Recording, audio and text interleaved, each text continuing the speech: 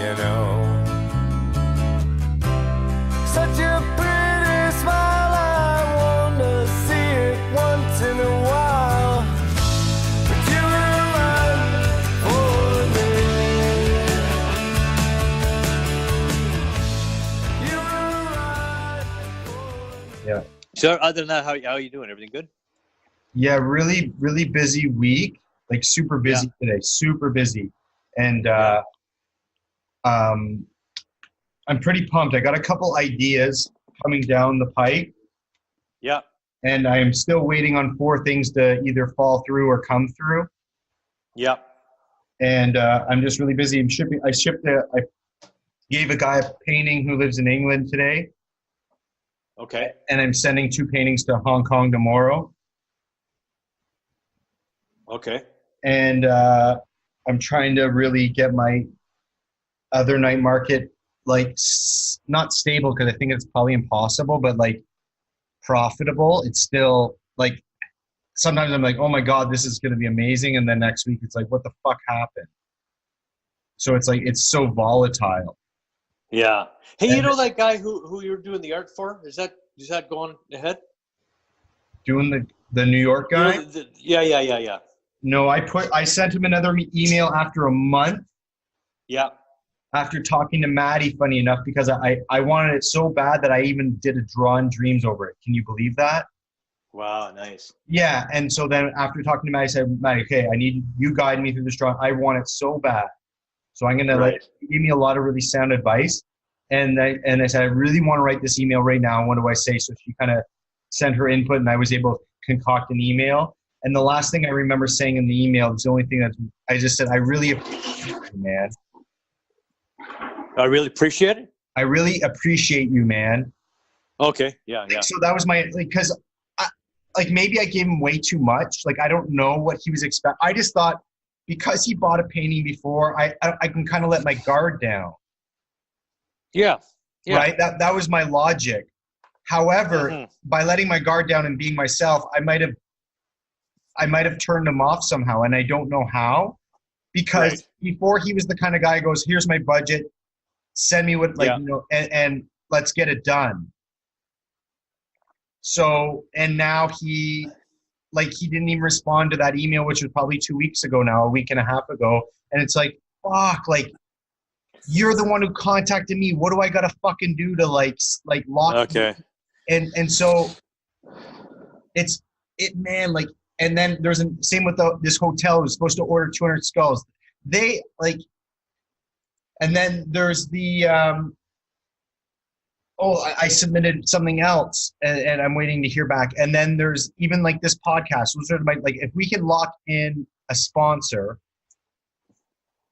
and I can lock down big sales, like the guy from New York, big sales, like the German hotel and some of these other things I have on the go, I will be like, all of a sudden overnight, I'll be a different person. So I'm trying to like, it's all gambling, Dad. It's the funniest thing. And maybe you don't appreciate the analogy and it may not be the best one, but it makes the most sense for me, I guess. I think it's the best one. It's like, hey, you put all this time and energy and let's act like that's a currency. Yeah. And you put it down on the fucking felt, on all the numbers and all the things. And you just then have to let go. Exactly. Just like in gambling. Exactly. Right, I know. So who's the one that makes the numbers hit and who doesn't? And I really believe what I've learned is that's not God. There's no, like, that's fucking bullshit. You make it happen. You figure out how to play it properly. Well, you put it this way, but what you do is you increase your odds. That's all you do, Ty. Right. You increase your odds. You have more, because you got more irons in the fire. Now you got more chips, right? You got more chips to play with, and your chips aren't all on one number. I mean, you could all put all your chips in one number and it could come in, but no, I don't do that. I know, but what you got now is you got chips on 4 corners. You got chips on red. You got chips on the middle line. You got chips. You got a chip, even a chip in 0, 00. You got a whole bunch of chips all over the place, and now, not all the chips, not all the numbers are covered, but you got a lot of chips on there. So that if the wheel spins now, there's a good chance you're going to come in. I know, and when it misses, man, it's so heartbreaking. Yeah, it's heartbreaking, but again, you have to come down. It all comes down to you just got to let it go. Yeah, and then knowing what you got to do is spin again, and you got to figure out how to put more chips on the board when you don't have any chips. Yeah, yeah. But you know what? It's like there's this fine line between allowing it to happen and making it happen. And what you can do to make it happen and what you can't do to make it happen. And it's like, it's like you got to know when to hold and when know when to walk away. All this, the gambler thing. No, there's no such thing as walking away. Right. There can't be. That's no, but it's okay. So not walking away is not what I mean by walking away from the table per se. It's like letting go of the outcome. It's letting go of the outcome and not being so attached to the outcome that you're going to be devastated when it doesn't work out. You know what I'm saying? It's like, yeah, there's a lot. You got a lot of irons in the fire. You got a lot of chips on the table, and it's gonna land where it goes. And that's however it lands, there's a reason for it. There's something you get to learn from it and all that other stuff. It's all good. You just all your job is to keep racking up the chips. Keep earning those chips. I can leave this in the podcast so we can keep going. But we can do a moment of silence now if you want. Okay, sure.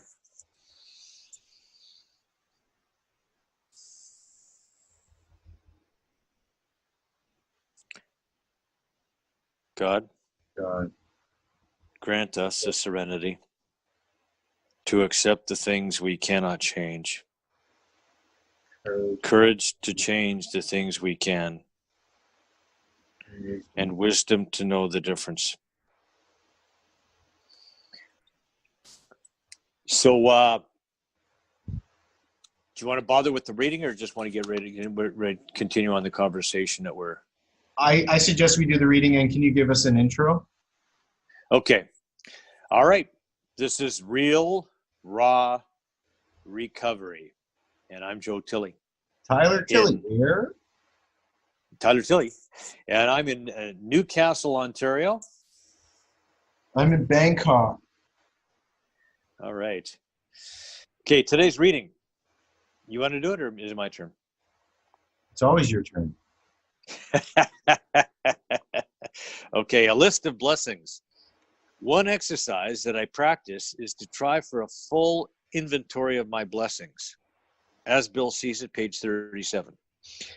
What did I have to be grateful for? I shut myself up and started listing the blessings for which I was in no way responsible. Beginning with having been born of sound mind and body, I went through 74 years of living right up to the present moment. The list ran to 2 pages and took 2 hours to compile. I included health, family, money, AA, the whole gamut. Every day in my prayers, I ask God to help me remember my list and to be grateful for it throughout the day. When I remember my gratitude list, it's very hard to conclude that God is picking on me. And I guess it's kind of a little bit related to what we've been talking about. It's being grateful is I'm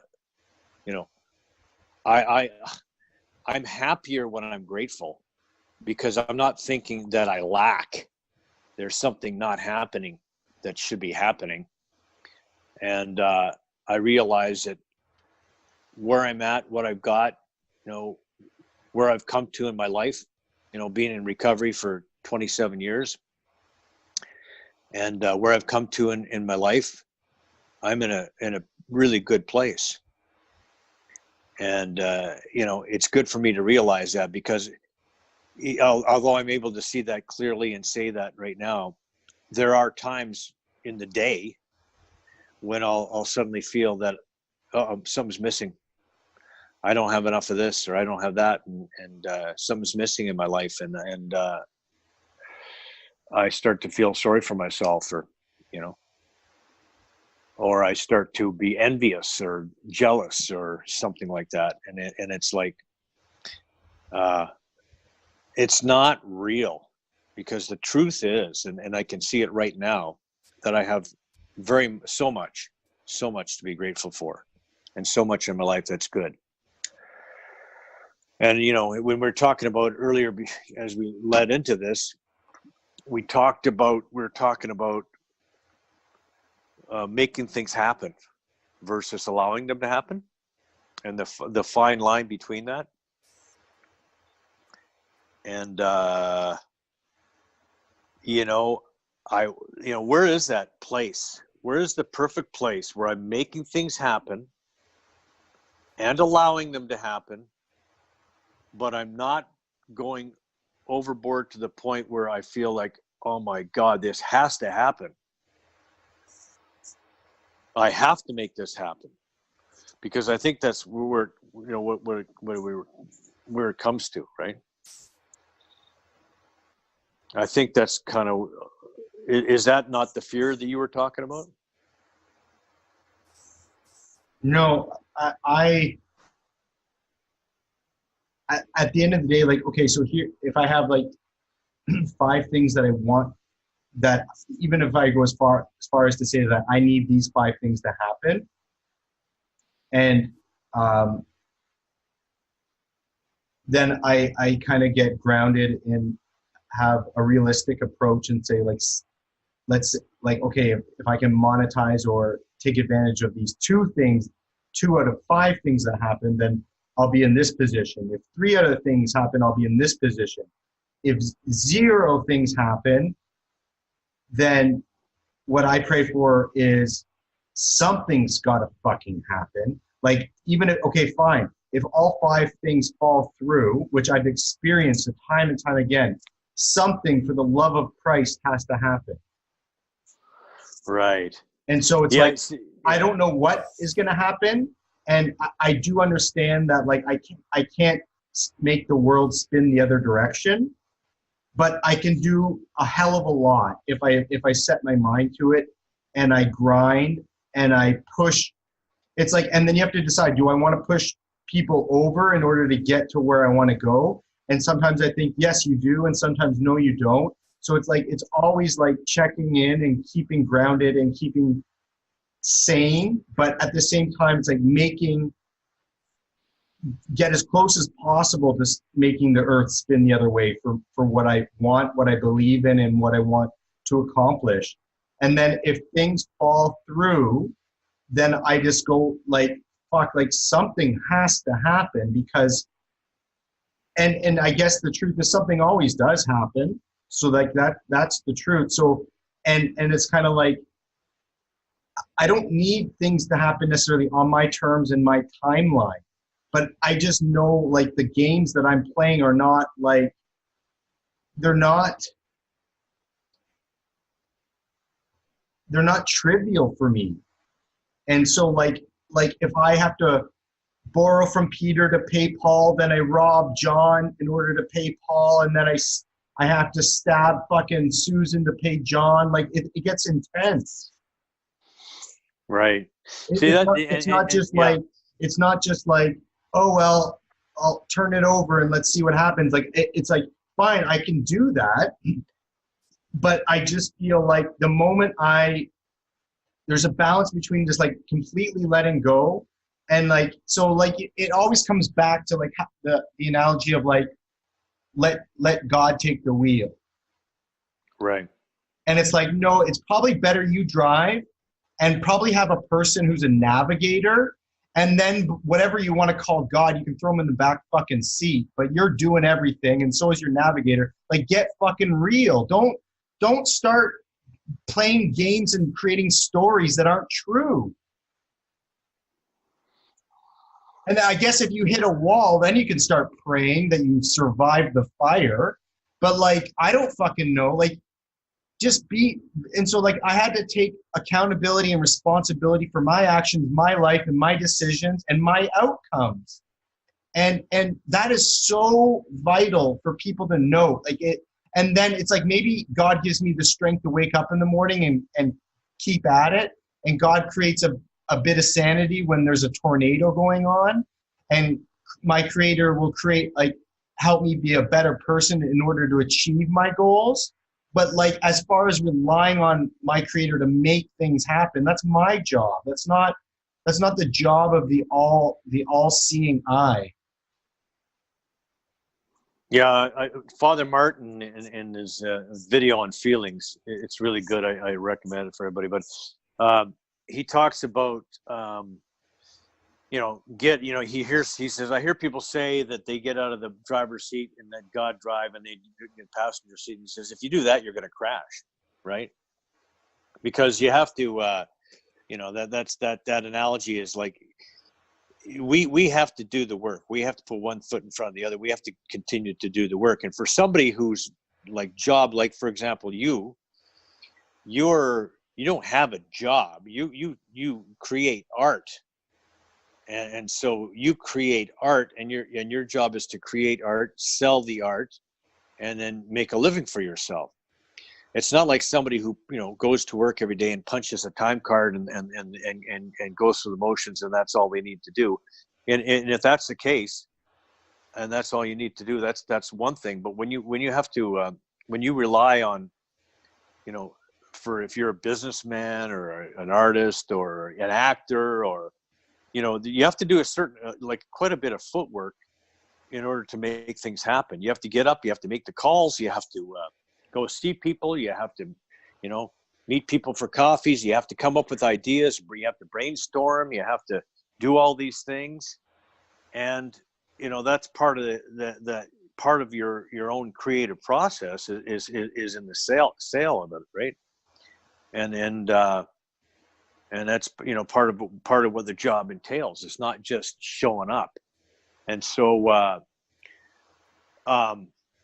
so I mean, I know exactly where you come from, but at the same time, it's the same. It's not unlike me. I've my sports podcast. I recently did those golf commercials, and things like that. I have an agent who gets me stuff, but I also have to go out and make things happen by making calls and seeing people and finding sponsors and all that other stuff. So it's all part of the sales business. Then, we were talking off air about manifesting things and drawing dreams. Like I do that a lot. I draw those dreams in Maddie's book, drawing dreams. I do a lot of that because it helps me to manifest it, right? To make things happen. But I have to make those things happen I have to do what I can do to make it work. I have to do my sales pitch. I have to, get out there and hustle. And then when I've done that, that's when I have to go say, okay, I've done it. Now I let it go. Because I can't do anything else. And I only get frustrated if I continue to try to make something happen when there's nothing there. So I just have to, that's when I can say, okay, God, this is yours now. Take it. Right. This is yours. But but leading up to that, I have to do a certain amount of work in order for it to transpire.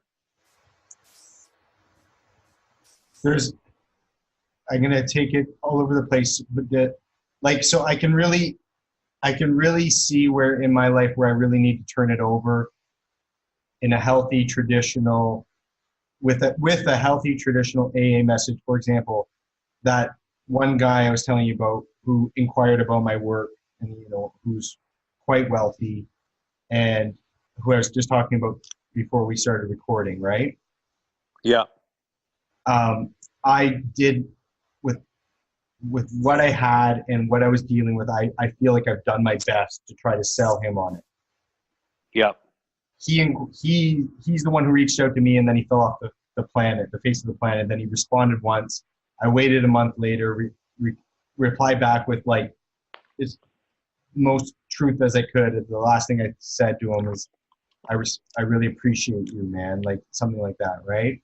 Yep. Yep. Now I really got to let go. And then part of me So that's the healthy message I would say. Okay, I got to let that go because I can't force him to buy it. Yeah. But at the same time, part of me goes, don't give up just yet, son. Like don't turn it all over just yet, because so that's the fine line. It's like, okay, so maybe if I can concoct a follow-up thing, like either to invoke guilt or invoke like want and need and desire. I don't know. I haven't figured out that yet. So I don't know if it's like as much as so that's what I battle with is like, sure, I can let go and then forget about it, or I can put it on the back burner, and then when I have something else to say, and it's almost like I'm willing to almost burn the bridge, at least to get a straight answer. I don't like waiting. I don't like, you know what I mean? Like I was like, hey, buddy, like I wouldn't say buddy, but like, hey, fill in the name. Yeah. Listen, I know you're a busy guy. I just got really, I said this already, but I got really excited when you told me you're interested. And I know you got a lot on your plate, but I just like, if you're moving on, like but like at the same time, then I'm clearly like pushing for him to go, okay, you know what, just fuck off, mate. Like I told you, I'll get around to it when I want.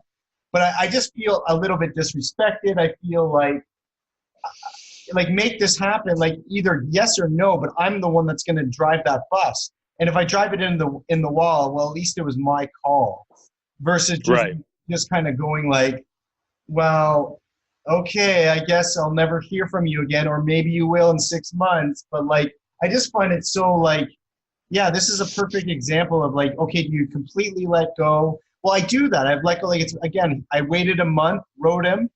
Then 2 weeks later, he hasn't responded to my last message, which I thought was really just like a friendly like push. I don't know how he received it on his end, how he took it. I thought it was like gracious and not too needy. And now he's 2 weeks later, haven't heard from him. So I could wait another 2 months and then say something, or I could say something now like not passive aggressive, but just like, I'm honestly, because he's bought and worked before, so I could say, hey, listen, that work that you purchased before really made me feel amazing, and it really helped so much. And I hope you like whatever. I hope all the best, but just like I can't like it's so hard to navigate that shit. Yeah. So I mean, I think what you have to come to the place where you may have to come to is where you're just, where you really got that acceptance, right? Because I mean, I think I can't think of an example offhand, but I know that in my personal dealings with other people and trying to get them to come on board for something, and I've tried to manipulate it, or I've said something that was maybe that seemed to me slightly or like desperate. Yeah. And then I've said something like that, and it's probably been like trying to get somebody to, I don't know, sponsor the show maybe, or something like that, and sound kind of desperate, and then afterwards feeling, oh Jesus, I didn't need to do that. That was like over the line. It's like finding that place where I want to keep my integrity, and just say, okay, here it is. My stuff is very valuable. I do great work, and this is what it is, and it's fantastic stuff here. And if you want to be part of it, great. And if you don't want to be part of it, great. Either way, I'm great. My life will go on. I'll continue to, this particular opportunity, the door closes, but I know there's going to be another one opening, because it always does. Another one opening, another one opening, another one. That's the truth. Because if I look back from here to today, and I look back and look at my life, everything that's happened, there's been many, many doors opened. Even when I thought that, geez, I have to make this door open, it didn't. It's like I got this acting gig. I did an audition for a voiceover, and I got the voiceover gig, and then but the gig was, I was leaving. I was going to Asia, and so my agent said, okay, let's see if we can get them to do it this day before you go. And of course they couldn't do it, and because they couldn't do it, I had to give up the voiceover job, which would have been a really nice job. But that's just the way it is, because I know that other doors are going to open. There's another one I was sort of thinking, oh yeah, years ago, when I was working, a long number of years ago when I was working, I got an opportunity to be in a TV show. Like, it was just a 1-off or a 2-off or 3-off. It was a little gig, and I went and auditioned. I got the gig, and then I took it to the news president, and they wouldn't let me do it. He wouldn't let me do it, and I'd been able to do stuff before that, and all of a sudden, for whatever reason, they just changed the policy, and I wasn't able to do it, and I was just rocked, But if I look back, it was a bummer that happened, and I was really at the time devastated by it. But I realized today, when I look back, I've had a lot of other opportunities have come along, and it's all been really good, and it's all worked out well. I've got a chance to be in some movies and some shows and things like that, and it's all worked out, And now that I'm retired, last year and a half or whatever, I've had lots of opportunities to do this stuff, and some of them have come to fruition, and it's fun. I don't have to worry about this stuff. I do at the time. At the time, it's hard. But that's just, I have to experience that, feel the pain of the disappointment, and feel the, in the one case where I auditioned for the gig, I kind of assumed that I'd be able to do it. So I was a little bit, I felt shame that I had to just pull out and say, look, I'm sorry, but I can't do it, even when I assumed I could. So there's, going through those emotions and it happens. So but overall, it's okay. I'm a huge advocate for looking at the second half of the Serenity Prayer. Courage to change the things I can. And, right, okay. And that would mean picking your battles, because you see the way that you state that, I don't mean to point my fingers and say you, but like, if I look at that story that you just told me about, you getting the audition, you landing the job, but then your other job stating that you can't do it. Right. Your exact verbiage, though, was that, oh, I guess I can't do it. Well, no, if that was your battle that you chose, you could quit and go do that job, and then I'm sure things would still have turned out well. You're using, okay, so you're looking at the end of the day, everything's okay. But if you wanted to pick that battle and say, hey, listen, I'm doing this fucking job, or you can shove my job, shove this job up your fucking ass. Yeah, I could have done that. Right, and so you had to make that conscious decision. You're still making the call whether you're doing that audition or not. No one made it for you. You made it. That was your call, and you weighed out the pros and cons, and you manned up and said, well, I guess I'm not doing the spot. And for me, I just really look at and yeah, you always have that positive approach, Pop, where it's more things will come down the pipe, and things will change. You'll be able to do them, or you won't be able to do them, whatever. But it'll all be good. And yeah, I think there's nothing like that. That's a healthy, smart way to live life. Yeah, because I weighed out the pros and cons, and I felt at the time it was probably good for me to keep my job, and maybe that was a good idea. Right. But what I'm saying is so there's times where okay, this is a battle I want to fight. I want grant me the serenity to accept the thing. Accept. You mentioned acceptance. So if I'm not ready to accept something, that's not necessarily a fault or a problem. you just either get to a point where, okay, I got to accept that he's not responding and he's not interested. I'm going to let it go now. I've done what I can do.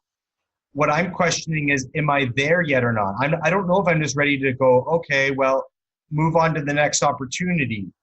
Like, I don't want to do that with everything that comes down the pipe, because if I just go, oh, well, he didn't respond yet, I guess I'll just move on and forget about it. Okay, so what are your options then? Okay, what are your options? Burn the bridge. Yeah, burn the bridge, and just say, look at,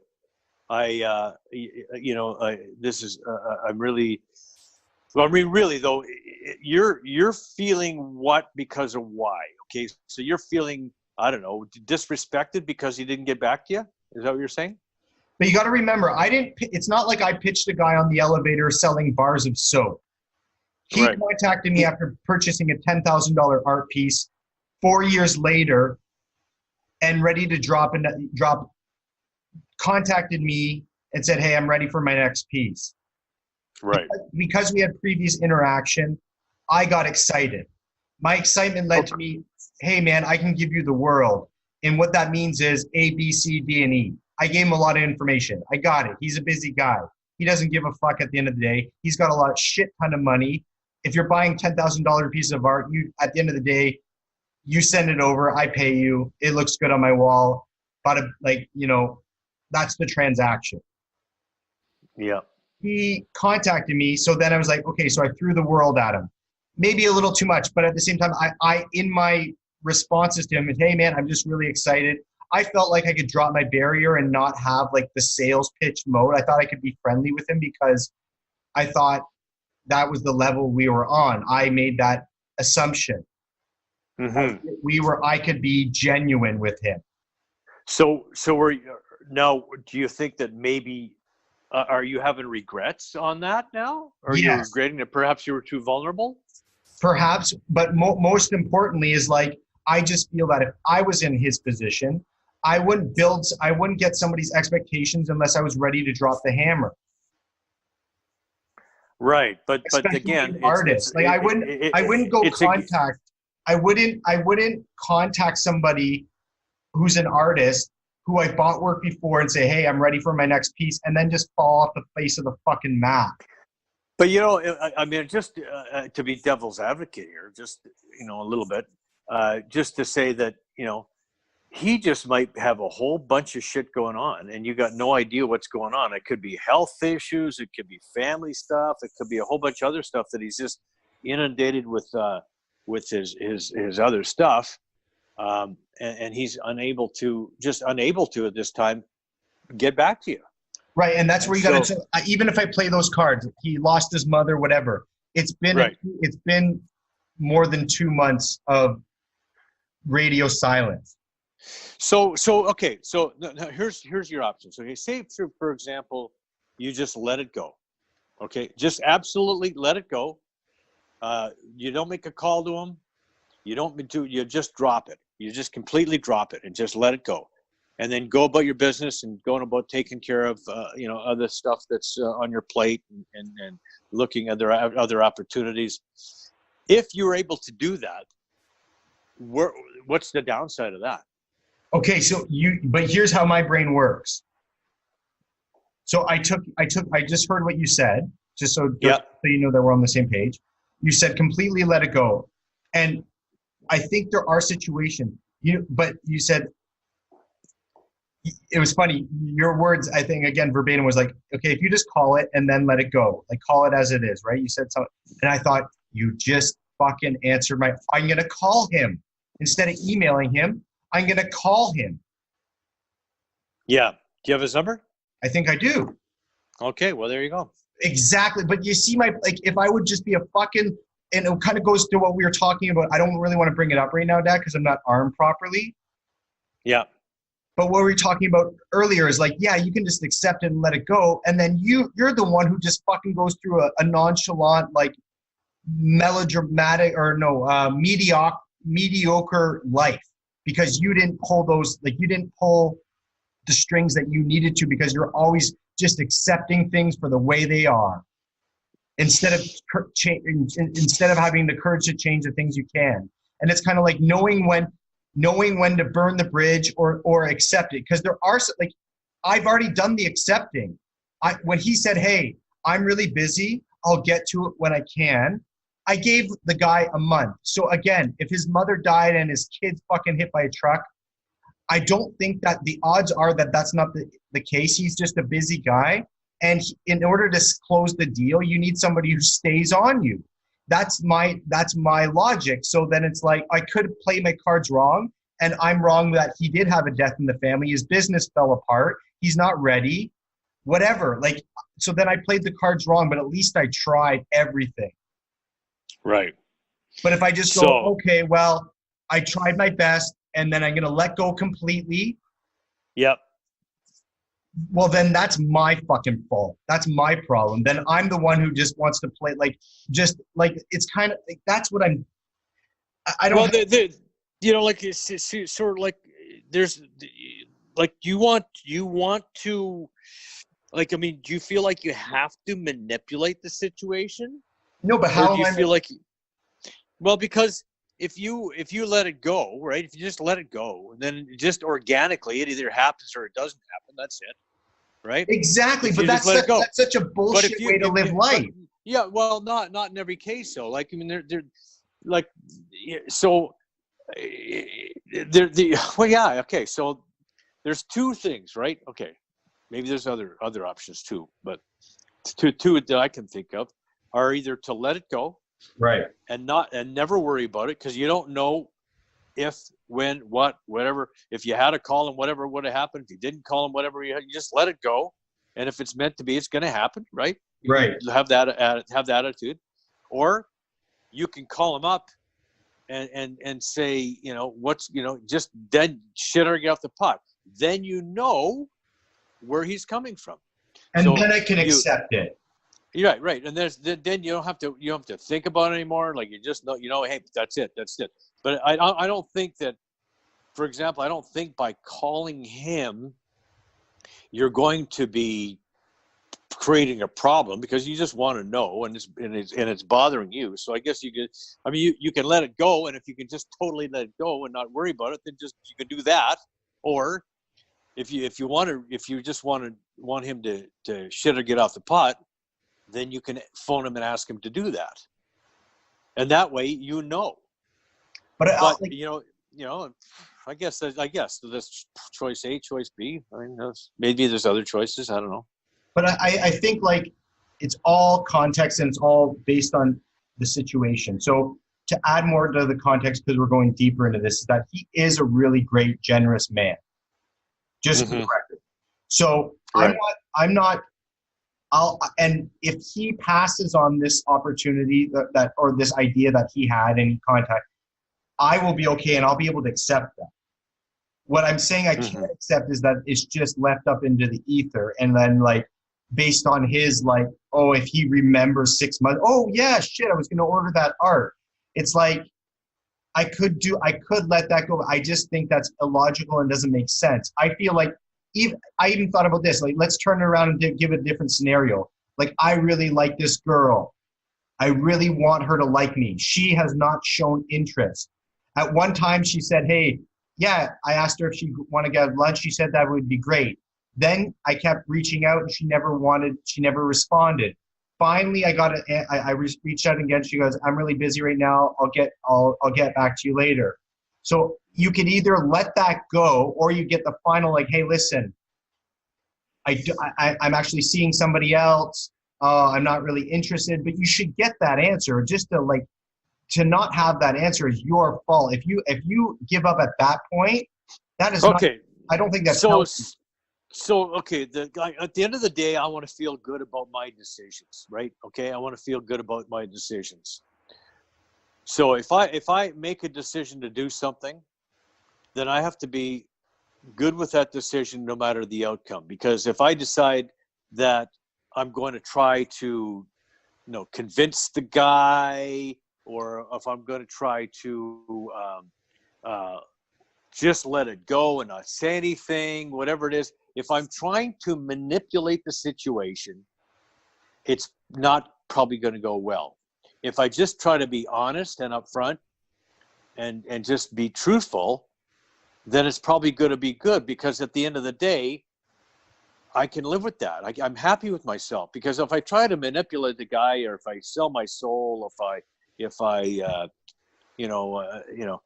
if I don't have integrity when I talk to him, like I'm just putting myself in your position, then I gotta feel like crap, right? I'm gonna feel like, Jesus, what the hell did I say that for? I'll beat myself up for that. So I need to do what I believe is right, and I think, when people ask me what my opinion and stuff like that, I try to remember to say to them, pray about it, ask for help, ask for guidance. What kind of guidance are you getting, right? What is the guidance you get in this predicament you find yourself in? What kind of guidance are you getting after prayer? And then when you pray about it, it takes away some of that agitation, takes away some of that doubt. It allows, and then so if I pray about it and I make a decision to call the guy, and then I'm going to live with that, and I'm just going to pray to maintain my integrity in the conversation, so that I don't, say something that later on go, why did I say that? It's just, and that's, hey, what can go wrong? Because I trust it then. I can really trust the decision.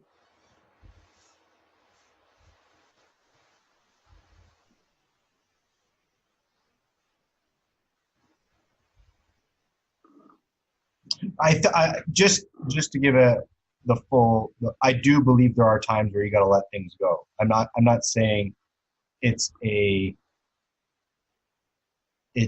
stupid to let things go. I think there's times where I just feel like once I get a concrete answer, then you need to make that decision to accept it as it is, and then you need to make a decision to let it go. I feel like there are times where you're not going to get a concrete answer. You're only going to get a gray answer. Yeah.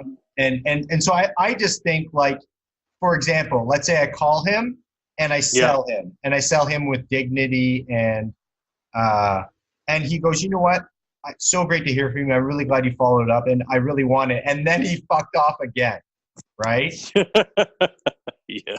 So then I could see where you'd be like, okay, like, but I just feel like don't throw the white flag in too quickly. Like, don't be just really like really. But is it really a white flag, or is it really like, is it really the best idea? And that's why I think it's important to pray about it, because maybe it's the best idea is to let it go. Maybe that's the best way. Maybe that's the best answer.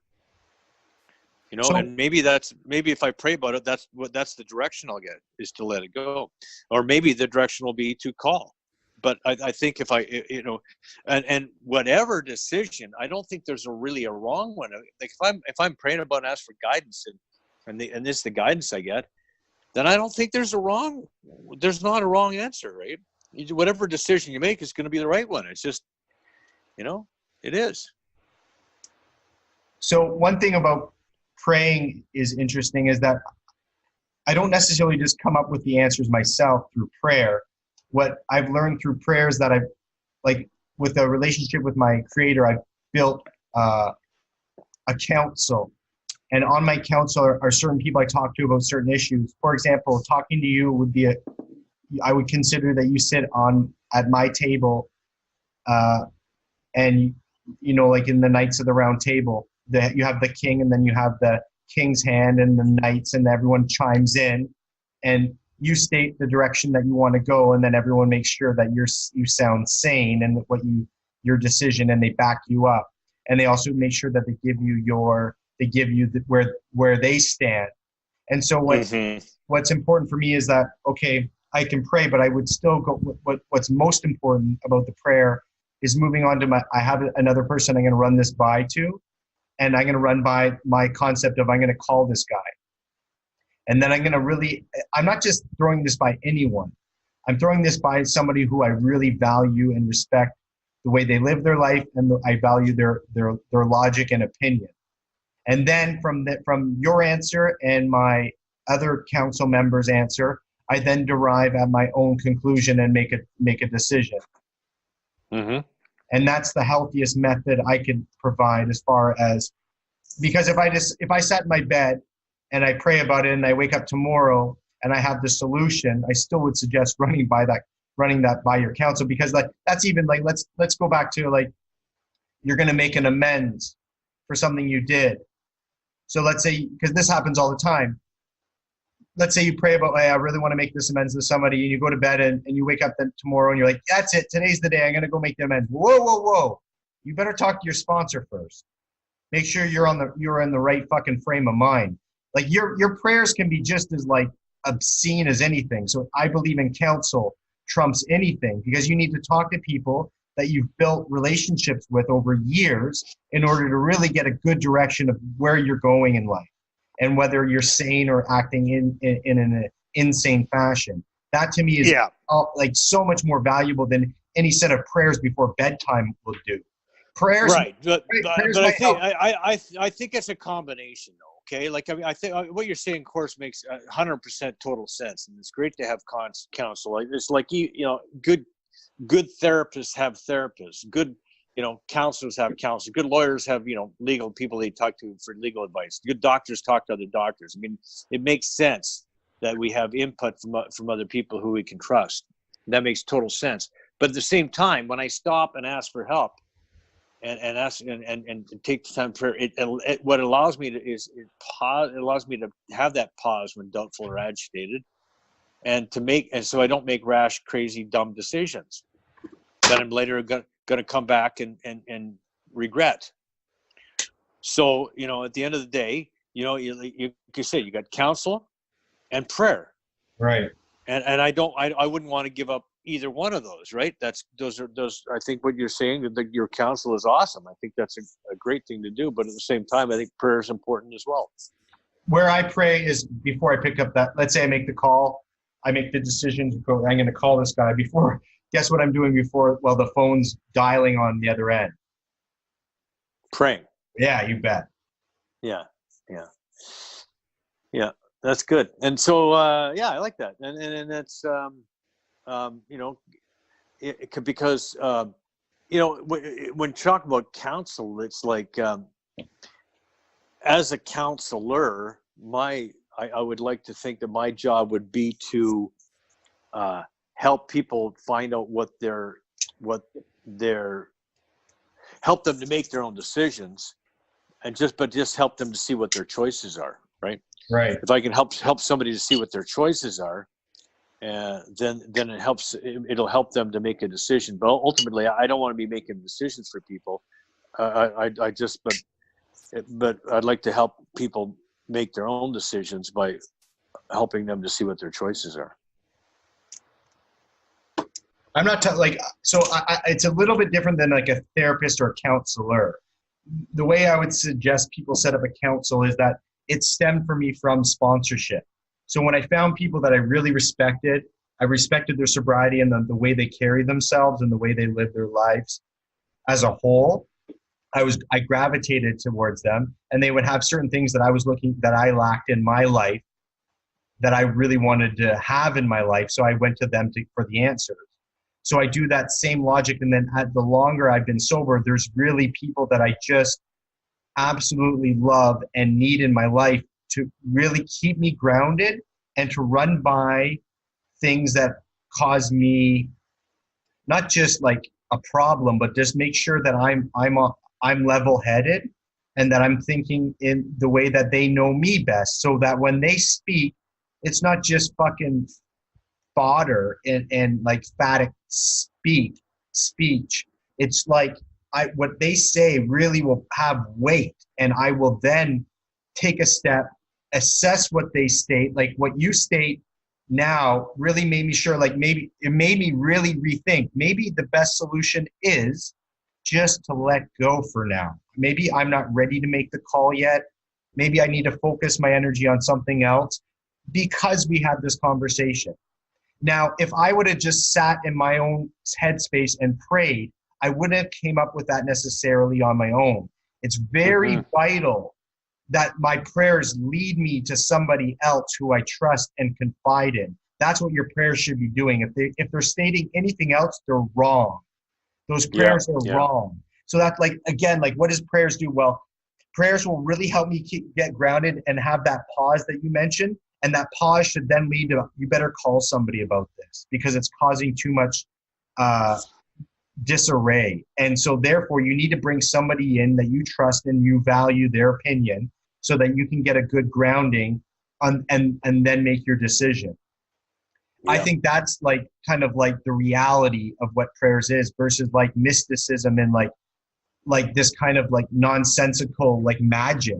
It's not like there is logic to it. And so like even like I've stated all the time, what does God really, what has the experience been in my life that God does? God makes me a better human being. Like when I'm connected, I'm just a nicer guy. On that note, you know, I wrote this the other day. I said, when I have money, I'm such a nicer guy. And it's kind of like if you could switch out the word for money for God. When I have God, I'm such a nicer guy. I just am.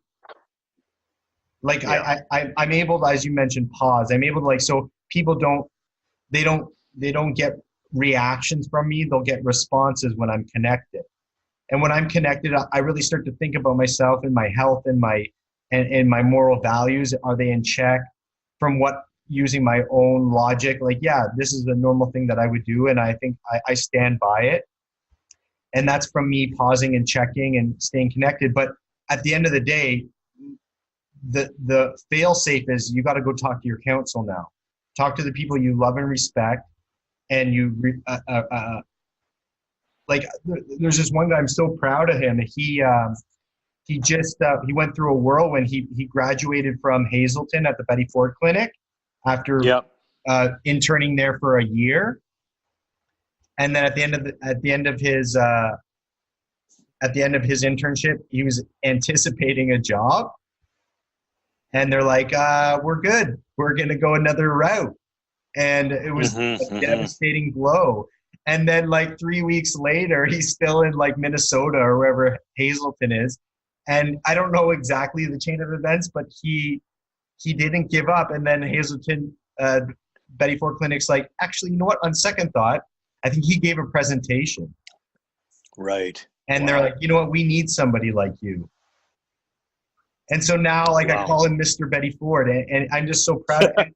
But like, what I always tell him is like, I'm so grateful and honored I get to talk to somebody like you, yet because of your prestige, like, you're just like, it builds my ego so big that like I'm talking to you, a counselor at Betty Ford Clinic, and I'm just like, so I'm boosting him up and I'm being funny, but I just like, I'm so honored that I get like I love talking to this guy because I feel like I want that guy. If he's not necessarily my counsel, he's damn near close because I talk to him frequently. And I really value his thought process and his consideration. And I feel like if you want to talk about how God does I think God put him in my life. Well, now it's up to me to manage and figure out why is it valuable and how can we have a healthy, good relationship? Yeah, that's yeah. I mean, I think one of the most important things we learn in recovery is how to open up and share, and that's because that's what that's what makes it all work. Our ability to trust others and to open up and share and become vulnerable and become who we're meant to be.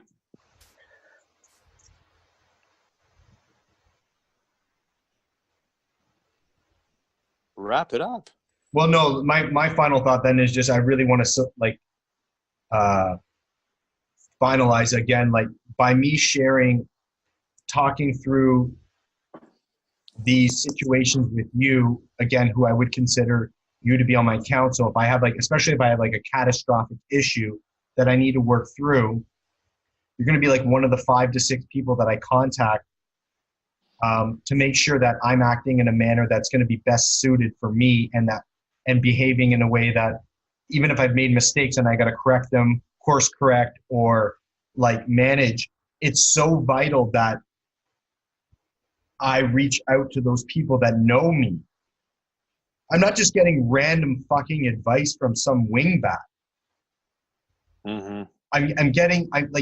You're my father, and B, you're in sobriety, and like I said, like your sobriety is the type that you would want to try to attain yourself. Like it's not just so like for you to be in my corner is just so incredible. So then your opinions, logic, spiritual solutions, however you want to word them, is fine. But when you state them, they don't get just taken with a grain of salt. They carry weight. So then your logic is like, yeah, me personally, I might just accept it and move on. Now it's like, okay, if that's what you would do, I better take a really good look at that, because I value and respect your opinion. So now it's going to make me like, I'm not going to make any moves tonight. Not that, but I, like on a whim, I might have. Mm-hmm. And then, can I add one more thing, or you got to rush? Sure, no, that's fine. That's good. Just to change I was thinking about this today, and then you can throw your input on it, is just a kind of a different way. It's the same. It's what we believe in. I can say that confidently, but it's just so I was thinking, what do you fill your void with? Like, how do you fill your void? And like, you have a void where you feel like you're missing, or you're just not whole, and you want to fill that void. We typically, most of us, especially if you're listening, probably fill it with drugs and alcohol. And then when you remove that, you still have that void. You still have that missing piece. And then you fill it with other things. And then what we suggest, and I believe you'll agree with me in this, is that you fill that void with God. Mm-hmm. But now that you have that void filled with God, what does God tell you to do? Well, God tells you to help other people. Right? Like, again, I think you would agree with me on that. So the solution is, you have this missing piece, you have this void, and you keep trying to fill it with things, and it doesn't, whatever you want to say, it doesn't fill it up properly, or doesn't fill it in a healthy way, and it just doesn't work. And then when you fill it with God, what does that mean? Well, what God will do is just get you to help other people. And then that is actually what fills the void, is helping other people. Yeah. You can claim that it's God, but it's actually what's actually filling the void is you spending time with others. Mm-hmm. Giving yourself, giving your time, giving your wisdom. And by doing that, that fills the void. Mm-hmm. Because you're trying to fill the void with something that leaves it empty. Because it's like having a good solid protein filled dinner, or having a bunch of chocolate, like the empty calories or something, or eating licorice. Right. You get full, sure enough, but it's empty calories and it doesn't feel real. It doesn't feel, whereas you're eating something substantial, proteins, vegetables, fruit, whatever, all and making it and giving your body knows that this is real. This is fulfilling it in a positive way. It's not just empty calories. So it's like that's what the difference is. And when we fill it with helping other people, I believe that is really God's will anyway. So it is that connection. So whatever you want to call it, when I fill that emptiness up with helping other people, it feels like it's really full, like it's real, and I don't feel that emptiness, which I would with drugs, alcohol, gambling, sex, whatever. But I think so in order to combat addiction or like a disease, the disease of addiction or obsessive compulsiveness, if you're full with protein, you're able to combat it one day at a time. Mm-hmm. Yep. right? So you got to keep that void full. But if you're jumping to another addiction, you're not. Yeah. Right. But I think I just find it interesting of like, it's always about you're lacking something and you have to fill it with something. And whether it's healthy or unhealthy is like your call. Yeah. I was just interested in like, what do I feel like? So I was looking at myself. That's why I brought it up. I was just thinking, what do I feel my void? Like, what do I feel my, what do I fill those pieces in with? Like, what do I fill those pieces in with that I feel like are missing or trying to, I was just, that's why I brought it up. I was just thinking about it today. Like, what do I fill that void with today? And then I thought, okay, well, the literature states and the program states you fill it with God. And then God, what does God do? Well, God tells you to help other people, and that fills the void. Yeah. It's almost like chicken and the egg, right? To God and helping others, right? Yeah. Okay, so let's ready to wrap it? Yep. Okay. God. Grant us the serenity to accept the things we cannot change. Courage to change the things we can.